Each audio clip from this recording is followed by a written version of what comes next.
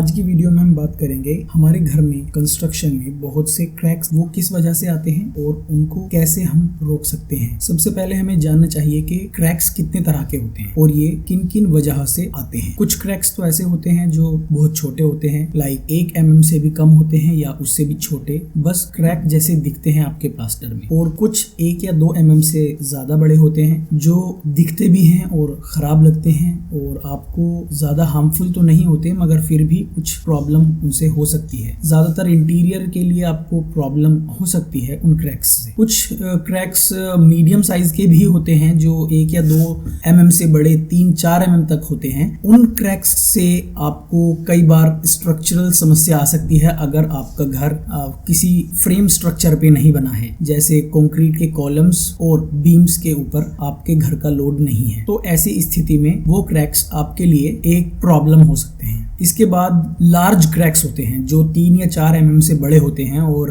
वो हानिकारक आपके लिए हो सकते हैं। आपके घर में अगर 3 या 4 mm से बड़ा कोई क्रैक है तो उसको तुरंत रिपेयर कराएं या फिर किसी क्रैक स्पेशलिस्ट को दिखाएं या सिविल इंजीनियर से मिलें, आर्किटेक्ट से मिलें और उस क्रैक को सही कराएं। इसके बाद एक डायगोनल क्रैक होता है जो आपके किसी भी वॉल या किसी भी पार्टीशन वॉल में वो आ सकता है। इसका ज्यादातर कॉज सोइल बियरिंग कैपेसिटी होता है। कई बार जिस जगह पर आपकी वॉल बनी हुई है उस जगह पर आपकी मिट्टी के बैठ जाने के कारण ये डायगोनल क्रैक्स डेवलप होते हैं।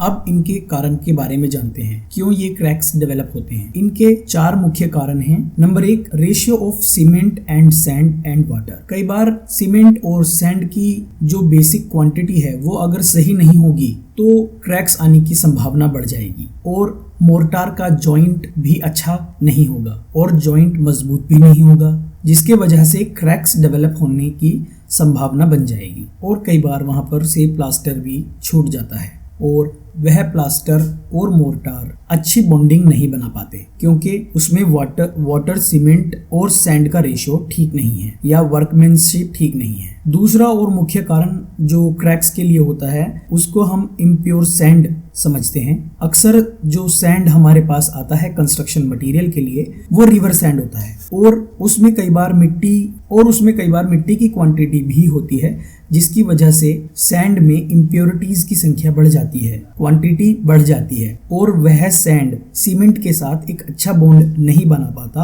और जिसके वजह से क्रैक्स डेवलप हो जाते हैं आपकी वॉल में और प्लास्टर में। तीसरा कारण होता है हम कई बार क्योरिंग सही तरीके से नहीं करते, जिसको हिंदी में तराई बोलते हैं। जब हम सीमेंट की कंस्ट्रक्शन कराते हैं तो उसको कम से कम 7 दिन के लिए रेगुलरली क्योरिंग करना होता है। अगर हम वो नहीं करते तो हमारा जो स्ट्रक्चर होता है, जो सीमेंट मोर्टार होता है, वो अच्छे तरीके से बाइंडिंग नहीं कर पाता है उन ईंटों के साथ और वहां पर क्रैक्स डेवलप होने की चांसेस बढ़ जाते हैं। इसके बाद जो सबसे मेजर कारण है किसी भी वॉल या स्ट्रक्चर में क्रैक्स आने का वो है सेटलमेंट। कई बार जिस जगह पर आपने अपने मकान को कंस्ट्रक्ट किया है या कोई भी बिल्डिंग कंस्ट्रक्ट की है उस जगह की जमीन की सॉइल बियरिंग कैपेसिटी जिसको बोलते हैं, वो जमीन वजन उठाने के लिए तैयार नहीं होती या हमने कई बार उसको कॉम्पैक्ट नहीं किया होता और हम सीधा स्ट्रक्चर बना देते हैं। दूसरा कारण यह भी होता है कि हम प्लिंथ बीम ना बनाकर सीधा कंस्ट्रक्ट कर देते हैं और वॉल के नीचे से पर्टिकुलर एरिया से